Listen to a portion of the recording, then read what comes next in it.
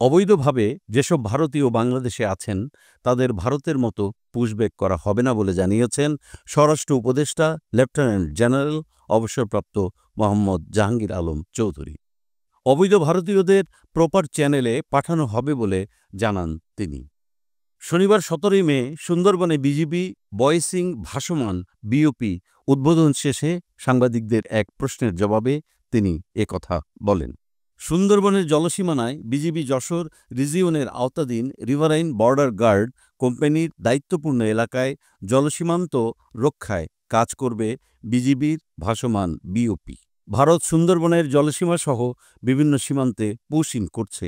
এ বিষয়ে জানতে চাইলে স্বরাষ্ট্র উপদেষ্টা বলেন, ভারত মান্দারবাড়ি সীমান্ত এলাকা দিয়ে পুশিং করেছিল, সেখানে আমি পরিদর্শন করেছি। ভারতকে আমরা জানিয়েছি আমাদের কোনো বাংলাদেশি যদি তাদের ওখানে থেকে থাকে তাহলে প্রপার চ্যানেলে পাঠান।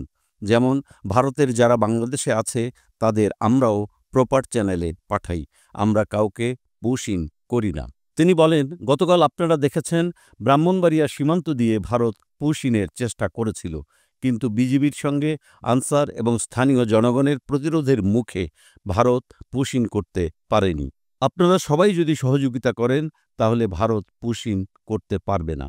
বিজিবির সঙ্গে জনগণ এবং সাংবাদিক ভাইবোনদের সহযোগিতা দরকার। ভারত যেহেতু পুশিং করছে, বাংলাদেশও ভবিষ্যতে পুশব্যাক করবে কিনা এমন প্রশ্নের জবাবে স্বরাষ্ট্র উপদেষ্টা বলেন, আমার দেশের নাগরিক হলে পুশব্যাক করার কোনো অধিকার নেই। অবৈধভাবে ভারতীয় যারা বাংলাদেশে আছে তাদেরকে ভারতের মতো পুশব্যাক করব না, তাদের প্রপার চ্যানেলে পাঠাবো।